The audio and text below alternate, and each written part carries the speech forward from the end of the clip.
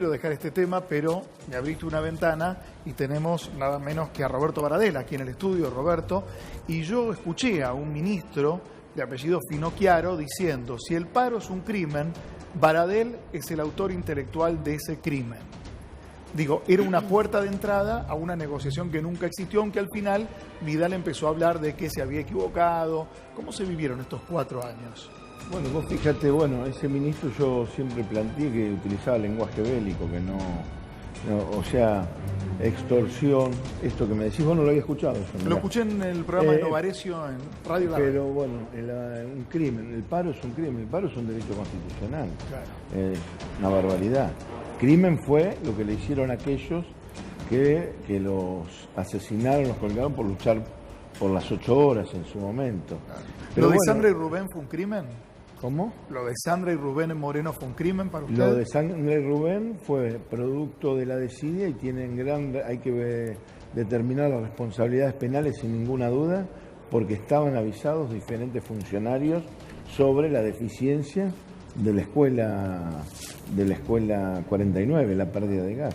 Y en ese momento que le quisieron inmediatamente responsabilizar al Consejo Escolar, no repararon que el Consejo Escolar estaba intervenido por el propio Director General de Cultura y Educación, Sanchezini, claro. O sea, con responsabilidad directa de la gobernadora Vidal. 6 meses antes tenían, obviamente, información de cómo estaban los distintos colegios y qué es lo que había que reparar y no se reparaba, ¿no? Exactamente, por eso cuando vos decís un crimen, por supuesto que ahí tienen que investigar, si nosotros lo planteamos así, hay una parte que son responsabilidades políticas, sí, pero también responsabilidades penales, incumplimiento de los deberes de funcionario público, y hay que ver, y otro tipo de responsabilidades como la muerte, cómo lo tienen que encuadrar esa muerte, porque si es una muerte evitable, entonces, ahí hay una situación, alguien no hizo lo que tenía que hacer.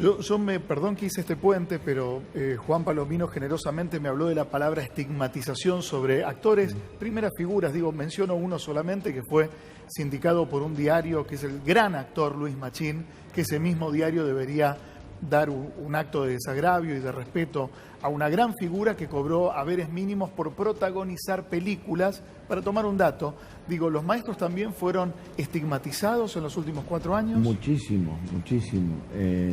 Los maestros, los dirigentes sindicales, los representantes de los docentes, los sindicatos, porque ¿cómo es el mecanismo de estigmatización? Tratar de deslegitimar a aquel que está haciendo un reclamo y está llevando y representa a un conjunto, en este caso de trabajadores y trabajadoras o de docentes, claro, reclamando por la escuela, por el salario y por mejores condiciones en la escuela pública y por una educación pública de calidad. Y nos quisieron poner en el lugar de que destruíamos la escuela pública, que éramos nosotros. Era un sindicato kirchnerista que estaba tratando de desestabilizar al gobierno anterior. Eso lo escuché. Literal, sí. ¿No, Agustín? Sí, tal cual, entre tantas otras cosas que se dijeron. Pero hay un punto en común entre lo que dice Palomino y lo que dice Baradel, sobre el cual les quiero preguntar puntualmente. Palomino decía el tema del Inca, no el desprecio a la producción estatal de bienes culturales. Baradel recién mencionaba el abandono de las escuelas. Uno se entera en las noticias del abandono de la residencia del gobernador, donde no hay agua. Kicillof durmió sin agua ayer. Ah, no sabía el dato. En la residencia de la provincia de Buenos Aires no hay agua. El despacho de Macri en la Casa Rosada totalmente abandonada, con tapizados rotos. Aire acondicionados rotos y robos de máquinas de café en el Ministerio de Economía. Llegamos hasta la máquina de café, Palomino, no se ría. Este cuadro de situación, les quería preguntar a los dos si de la vuelta a la democracia hasta acá, este es el gobierno, el que se fue, el que más despreció al Estado. Totalmente, no me cabe la menor duda. Lo digo también porque con Roberto hemos compartido marchas, he sido secretario general de actores, he sido secretario adjunto de mi gremio, de mi sindicato, y creo que el sistema de gerenciamiento que ha ejercido el gobierno nacional en estos últimos 4 años era claro, un total desprecio por los sindicatos, como decía Roberto recién, y por el Estado, un Estado ausente durante estos 4 años es producto también de las grandes asimetrías que se han producido en la sociedad. Entonces, creo que esa es la clave del neoliberalismo, ¿no? Que solamente se hace hincapié o como usando términos del cine, el primer plano en lo financiero, en la especulación financiera, más que en la producción y en la producción interna. Entonces, creo que hay que ser nuevamente muy, muy cuidadosos con respecto a entender la realidad de un lugar, y esa realidad está patente después de estos 4 años. Hay una foto fija ahí que hay que tenerla siempre presente. Hay una foto de esta mañana que le voy a pedir a Florencia, nuestra productora, que la busque en este momento, disculpen la desprolijidad, que fue esta mañana, que para mí no es un hecho menor, porque creo que más que las palabras, en muchos políticos, estamos todos tan descreídos, hablan los gestos, ¿no? Esta mañana el presidente electo Alberto Fernández fue a tomar examen a la UBA, a la Facultad de Derecho, dijo que no va a abandonar la cátedra, se iba a pedir un asistente de cátedra, pero cada 15 días el presidente de la Nación, ahí está, mirá las imágenes de cuando llegaba hoy, estuvimos dentro del aula con Crónica, creo que fueron 7 u 8 alumnos que tenían que dar finales. Imagínate, me toma el final el presidente de la Nación. Si fallo soy doblemente observado, ¿no? La presión para los pibes. Lo quise pasar al presidente, estudié poquito y que quise la bolilla correcta. No, es un lío. Bueno, ¿este gesto sirve más que un gran discurso, Baradel? Sí, sin ninguna duda. Él ha tenido muchos gestos. Los gestos también constituyen la política, ¿no? Y me acuerdo con el chico Brian, sí, cuando lo convocó y se puso la gorrita y que aparecía el tema. A mí yo lo miraba y me emocioné porque es como que se pone en el lugar del otro. Sí. Y dice, terminemos con la estigmatización. Es un chico con mucho esfuerzo, lleva una familia adelante y demás. Con 2 trabajos. Con 2 trabajos y por la gorrita estaba absolutamente estigmatizado. Bueno, esto también, por supuesto, es reparador además que un presidente tenga este tipo de gestos, ¿no? Y somos palabras, somos discursos, pero ahora sí los voy a meter en un compromiso a los dos. Más allá de que aflojó, como digo yo, el cuerpo psíquico de la sociedad. Veníamos de un discurso de confrontación, tenemos ahora un discurso de inclusión. Empezó Alberto Fernández diciendo aquí no sobra nadie. Sí. Pequeña y enorme frase. ¿Cuánta paciencia va a tener tanto los docentes, los actores, la población, en que se plasmen todas esas esperanzas que estuvieron durante la campaña? Digo, tenemos una tolerancia o una paciencia de 90 días, de 180 días, ¿cómo lo ven ustedes? Nosotros vamos a ser parte de la reconstrucción de este país. El gobierno anterior y el conflicto se dio porque no nos escuchaban, porque nos tomaron de enemigo y porque nos atacaban. Atacaron en la escuela pública. Lo de la escuela 49, 2 meses antes fuimos a reclamarle a la gobernadora que nos reciba. No nos recibió, nos cerró las puertas de la gobernación de Reja, ni siquiera pudimos presentar la nota a los 5 secretarios generales, la tuvimos que dejar tras las rejas. No pudimos ir a mesa de entrada. 2 meses después sucedió lo que sucedió con Santo y Rubén. Por eso esto que decías vos, si era evitable, no es un accidente, entonces tiene que establecerse las responsabilidades penales, el tipo penal. Ahora, nosotros queremos ser parte. Si hay un gobierno que escucha, que da respuesta, que podemos llegar, tenemos objetivos comunes, yo creo que todos tenemos, el tiempo es el tiempo de reconstrucción de la Argentina. Después el mismo Alberto Fernández decía, bueno, si hay algo que lo dijo es muy importante, de lo que estoy diciendo, me equivoco o me desvío del camino, salgan a la calle y háganmelo saber. Voy a un dato más crudo. Paritaria nacional docente de este año, con una inflación de alimentos del 64% y la general del 53% o por ahí. Va a ser una paritaria que ayude a superar por lo menos la inflación del último año, que esté por debajo o que esté por arriba. No, yo creo que como piso tendría que estar, recuperar lo del último año y bueno, y estar discutiendo para arriba. Nosotros en la provincia, la pelea tan grande que tuvimos fue el tema de la cláusula gatillo, precisamente el tema de la cláusula gatillo. Y hoy, pues, después de 1 año y medio de pelea, podemos decir, no que tenemos buenos salarios, pero por lo menos que los salarios de este año no perdieron frente a la inflación. Para eso nos llevó 1 año y medio. Y una elección. Porque aflojaron un poquito por la elección presidencial. El tema, ¿no? Y el linchamiento medio, y porque sabían que no tenían nada con qué callarnos la boca. A mí me dijeron los ministros, vos vas a terminar firmando la paritaria que te decimos nosotros. No. Y nosotros le dijimos, yo no se las voy a firmar, no le voy a firmar una paritaria de la baja, y así nos mantuvimos. ¿El año pasado habían amenazado a su familia? Sí, a mis hijos y a mi nieto. ¿De qué manera? 4 hijos, una niñita de 6 años, los 3 más grandes, y mi nieto. Están en un juzgado federal.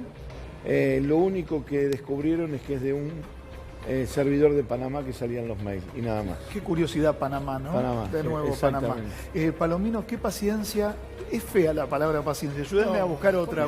No, está bien. Y bueno, qué paciencia va a tener la población general hasta que votó Alberto Fernández diciendo, sí, es por acá el camino, vamos, lo voto. Y ahora, ¿cuánto tiempo voy a esperar para que por lo menos en vez de llegar al 10 pueda llegar al 15? Bueno, tenemos hace un tiempo bastante atrás, producto también de un gobierno neoliberal, la recuperación de un país a partir del 2003, a partir de que Duhalde también se hizo cargo de la situación más compleja, luego Néstor Kirchner, y creo que durante todo ese tiempo la población, la ciudadanía estuvo atenta y teniendo a pesar del corralito, digo, ¿no? Sí.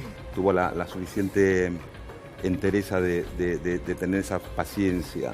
Creo que el acuerdo nacional, como planteó en su momento el presidente Alberto Fernández, es fundamental con los sindicatos, con los empresarios, con el conjunto de la ciudadanía para establecer una línea directa que, como también decía Roberto en su discurso, Alberto dice, si yo me desvío, ustedes no tengan ninguna duda de volver a salir a las calles para encaminar las cosas. Creo que ese es el gran desafío que tenemos como sociedad. A mí me llama poderosamente la atención algunos movimientos sociales que durante 4 años han callado y que de repente ahora empiezan a movilizarse, a exigir cosas que... ¿De quién habla particularmente? No sé, ¿De quién creo habla? que estuvo Castel dando vueltas por acá, ¿no? Sí. Digo, me resulta raro, no digo que no tenga derechos perfectos, pero me resulta raro que durante 4 años no haya sido tan vehemente en sus reclamos y en estos 3 días ya... Creo que hay que ser muy cauto en ese sentido. La geopolítica también va a tener mucho que ver, el contexto histórico en el que Argentina está envuelta también con Bolivia, con Chile, ahora con Uruguay, con Brasil. Creo que el gran desafío que tiene Alberto en ese sentido también, el presidente, es establecer esas líneas que permitan también construir una Argentina enclavada en un continente que de alguna manera va a tener que reconstruirse de otra forma. Antes de despedirte, estás de estreno, una gran película con Sofía Gala. Sí, señor. Sí, por favor. Me había olvidado, pero venía a hablar de la película. Vi el tráiler. El tráiler de la historia y son 3 chicas que van a una fiesta, salen y dicen, bueno, vamos a pasar un día en el campo. Y les cambia la vida. Es una película intensa de Eduardo Pinto. Es una película que habla mucho del momento en que estamos viviendo también. Si bien, como vos bien planteabas, es una película de 3 chicas que están en una fiesta y que de repente en el campo se produce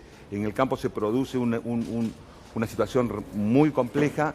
Es una película que habla del rol de la mujer, del rol de los rasgos atávicos también en los hombres, en el rol de los pueblos originarios, la persecución a los pueblos originarios, la construcción de la realidad a partir del ejercicio del poder, del sometimiento, del avasallamiento.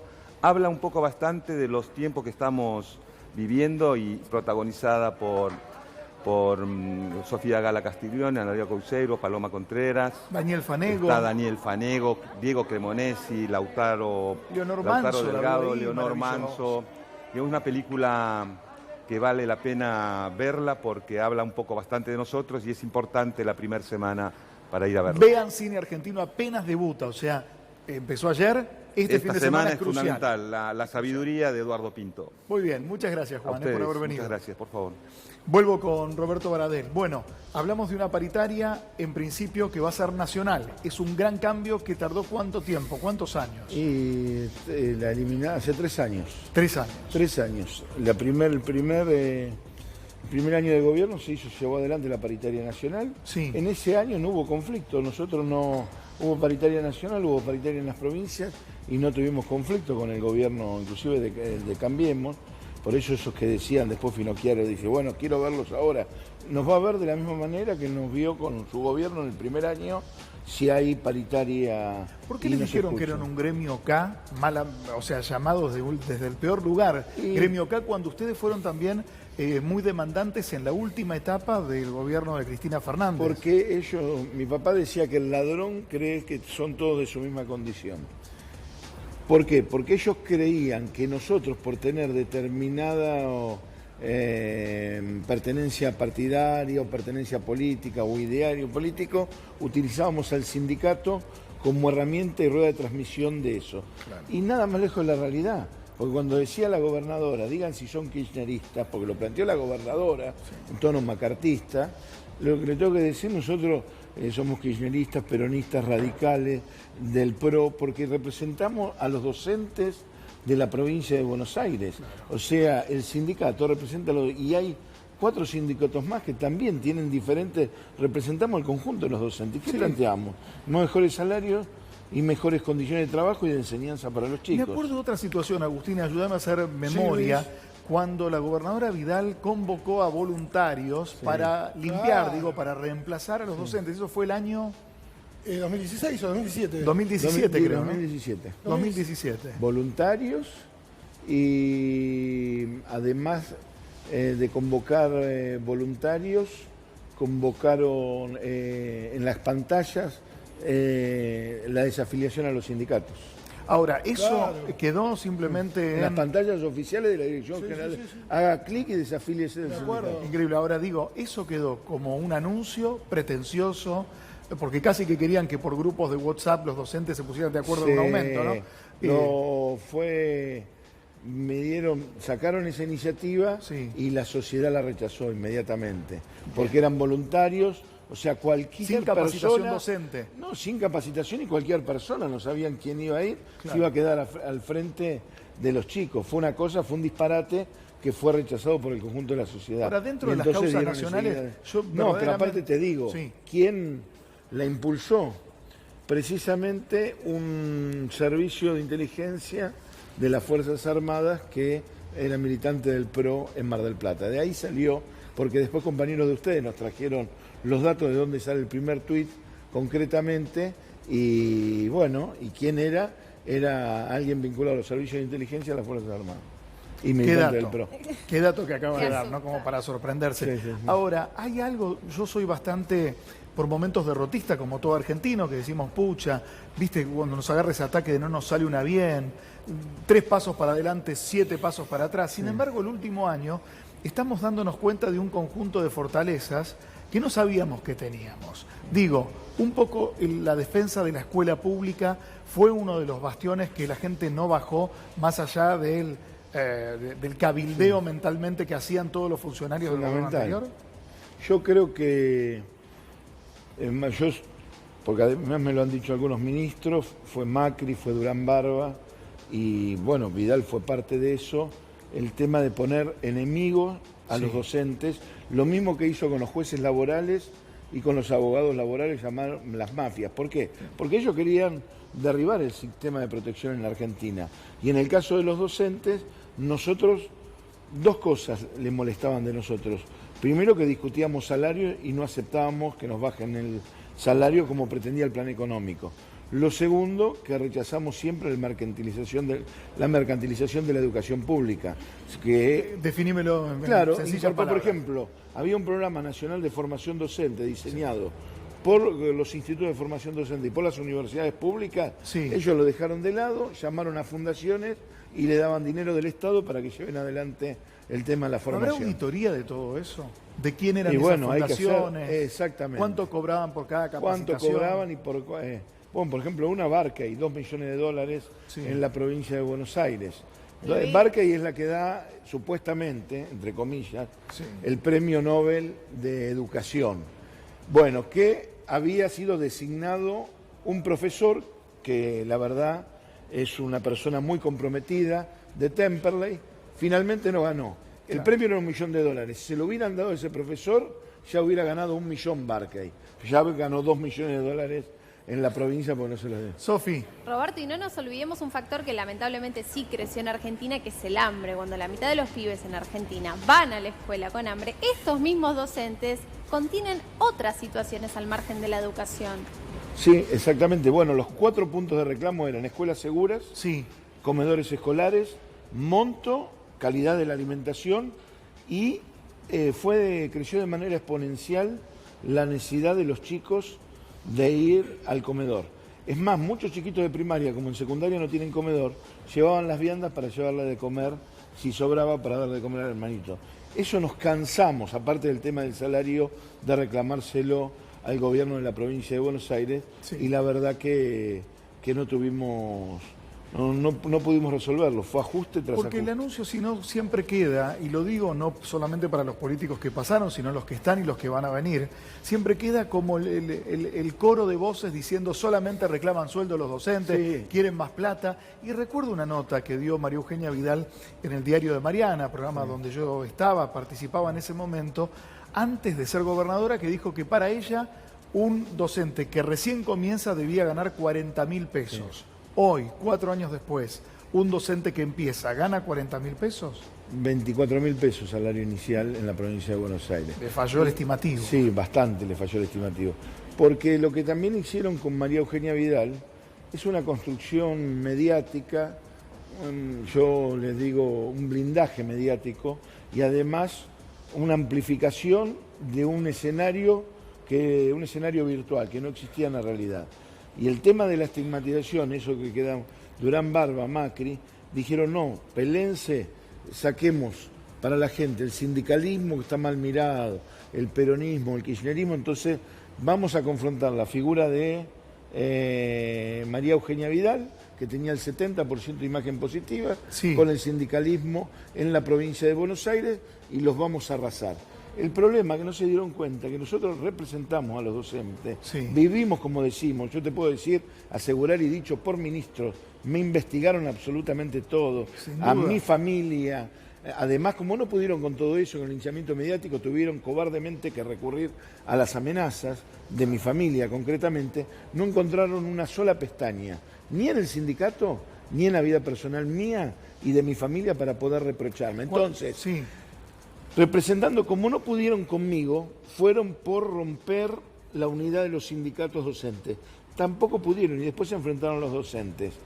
Síntesis, el reconocimiento de María Eugenia Vidal, que fue un error, es porque además de hacerle daño a la escuela pública, a los chicos y demás, ese enfrentamiento le hizo daño políticamente a ella. O sea que lo que tendría que estar diciéndole a Durán Barba, que tiene que reescribir 2 o 3 capítulos del manual, porque la recomendación que le dio fue muy No mala. fue buena. Me voy a detener en esta parte. Ya vamos a Hugo Moyano y el bono de fin de año para preguntar qué bono aspiran los docentes, pero parándome en esta dualidad, en este maniqueísmo que intentaron construir María Eugenia la buena, Baradel el malo, hubo desde funcionarios políticos hasta comunicadores que dijeron la bella y la bestia. ¿Cómo lo tomó? ¿Cómo lo afectó en ese momento, siendo un referente de todo un colectivo de docentes? Lo tomé de quien venía también. Ok. Lo tomé de quien venía, porque esos mismos que plantearon ese tipo de cosas, plantearon barbaridades en el tema de la educación pública, de la sociedad, y son los mismos, porque todos tenemos libertad de opinión. Sí. Ahora, aquellos que ocupamos determinados lugares, yo como secretario general del sindicato, el periodismo que tiene una cámara, tenemos que tener determinada responsabilidad En los dichos y en los los gestos. dichos y en los gestos. Porque eso genera, porque siempre hay alguien más papista que el Papa que hace cosas que no debiera hacer, ¿no? Entonces, por eso es muy importante lo de Alberto Fernández. Hay que salir de la lógica amigo-enemigo, que porque el otro piense diferente hay que destruirlo. Bueno, yo creo que esa lógica no sirve. Ahora, igualmente hay que estar atentos. Yo estuve viendo algunos videitos. Hoy salió uno de un productor agropecuario que lo separo de cualquier, o que Sí. otros productores agropecuarios no tienen nada que ver, pero diciendo que estaba dispuesto, el otro Guardianes de la República, hasta un poco más una arenga de enfrentar a un gobierno de marxistas, de comunistas, ese tipo de gente, la verdad le hace mucho mal a la democracia, mucho mal a la democracia. Bueno, por eso hay que alivianar, ir calmando a lo largo de los meses el clima político, ¿no? Desde aquel Pichetto que dijo Kicillof es marxista, señalándolo casi como en una guerra macartista ya superada. Agustín. Sí, no, pensá en lo que decía Palomino hace un rato nada más con el tema Castells, ¿no es cierto? Raúl Castells y su aparición de repente después de 4 años en la actividad pública reclamando cuestiones. Y quería preguntarle a Baradel, dado el contexto de América Latina, estos videos que usted señala, ¿usted cree que Alberto Fernández puede tomar decisiones como la que desembocaron en la 125, en ese conflicto con el campo.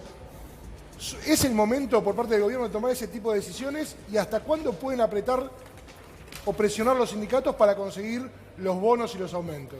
No, yo creo que primero el gabinete es muy equilibrado y las decisiones que ha tomado, el mensaje fue muy razonable. Y creo que, a ver, hay dos cuestiones. Acá hay una enorme deuda externa y una brutal deuda interna dejaron. Yo creo que Alberto Fernández, en esa tensión y con toda responsabilidad, va a priorizar la deuda interna sin dejar de tener en cuenta el frente externo con el tema de deuda externa y demás, porque no dijo, no vamos a pagar, vamos a llevar adelante una negociación, pero acá también tenemos que hay levantar prioridades. cabeza, claro. Exactamente, Bueno, pero... una cuestión absolutamente razonable. Sí. Y los que más tienen que hacer mayores esfuerzos. Ahora, yo lo veo con muchísima capacidad Alberto Fernández, y la convocatoria a la lucha contra el hambre convocó a muchos sectores, a muchísimos sectores, precisamente los sectores que estuvieron enfrentados en el marco de la 125 y estuvieron sentados ahí, con congregaciones religiosas, con las universidades, con las centrales sindicales, con las centrales empresariales. Y Alberto Fernández planteó claramente, yo asumo la responsabilidad porque me votaron. Ahora esto no tiene que ser solamente política de gobierno, tiene que ser una decisión y un compromiso de la sociedad. Y para esto tenemos Incluso que estar todos. involucrados todos. Y dijo además una cosa que después no salió así en los medios, dijo, por esto, por luchar contra el hambre, lo encarcelaron a Lula en Brasil. Y por querer reducir la desigualdad, le hicieron un golpe de Estado a Evo Morales. Eso en la Argentina no puede pasar, tiene que ser un compromiso de todos los que estamos sentados en esta mesa. Y creo que fue muy importante esa señal, porque yo creo que tenemos que comprometernos todos a trabajar para que todos los argentinos tengan un piso, y el primer piso es que todos puedan comer todos los días, ¿no? Clarísimo. Baradel, gracias por haber venido. Gracias a vos.